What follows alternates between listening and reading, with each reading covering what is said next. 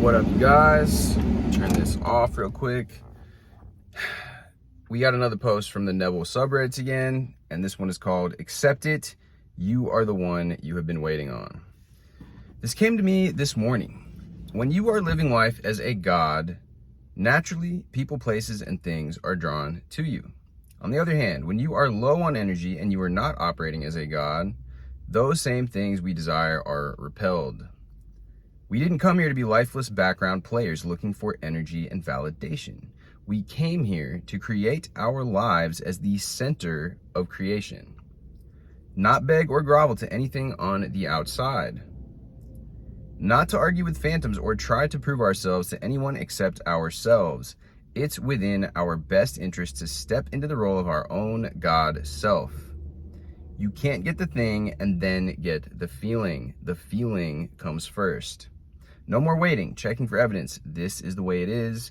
No more externalizing our power. We are the one we've been waiting for. Nothing outside of us is coming to redeem us or save us. And that is cool. Etheric Assassin wrote, I used to be very resentful towards egotistical people who thought they were the best. Can you guess what I thought of myself back then? Now I greatly admire people with supreme confidence as long as they don't bring others down, which actually isn't true confidence at all. It's just interesting how you change over the years, and that changes how you perceive others. And this is interesting. It's an interesting point, because I was talking to this chick I've been hanging out with. I was talking to her yesterday, and we were talking about how some people, when they have success, with it be in social, and especially we were talking about within the realm of social media, how she was like, yeah, well, you can see a person's character by the way they act after they've achieved the success. Like if they start to be, really judgmental of people that don't have as many followers or whatever. And it's interesting because it's like a fine line, and it's pretty gray. It's not black and white, in my opinion, because if you think about it in your own life, and I have examples of this too, but think about that you are that successful person now with 1 million followers, or that you are, let's use that for the example.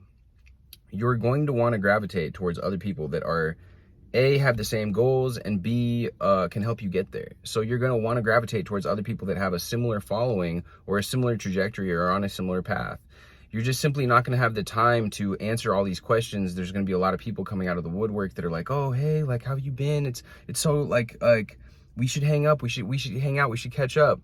And I was even told her, like, look, there's even an example of this one friend of hers that's been hitting her up, but it's like she doesn't have the time to hang out with her because we all have finite time. We all have to choose our time wisely, what we choose to do with this time. And the fact of the matter is, you can call these people shallow because they want to hang out with other people that are more successful, but they kind of earned that right to be shallow. They earned the right to be choosy and picky with what they choose to do, who they choose to be around, and that's just the way that it goes. Fortunately or unfortunately, there really isn't even a spin on it. That's just how it is. And yeah, like, of course, if somebody's being extra rude to somebody, like, I think, the classic example is like people that are just really rude to like people in the service industry, like waiters. Like, yeah, like that's uncalled for. Like, why would you do that? But as long as the person is carrying good energy around people, but then they're just being selective with who they share their time with, it doesn't necessarily mean that that reflects negatively on their character. It could just be the fact that that's just how it is. They are choosing certain people over other people. At the end of the day, we all have to make choices like that. We don't have infinite time. We have a finite amount of time, and we have to make choices. We have to make decisions.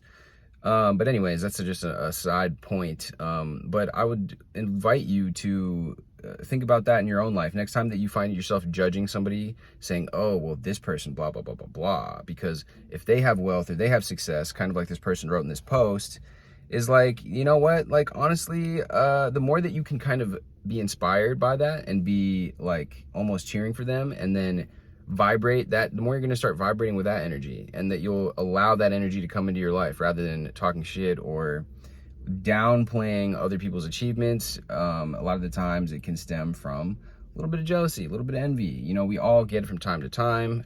I do. I'm human just like anybody else.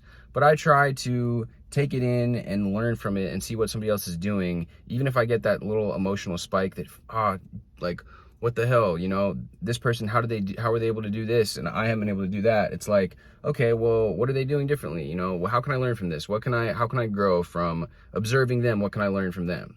But anyways, guys, hope you guys are having a great day. Hit me with a like, hit me with a comment if this was helpful, hit me with that subscribe if you haven't already, and I will see you guys soon.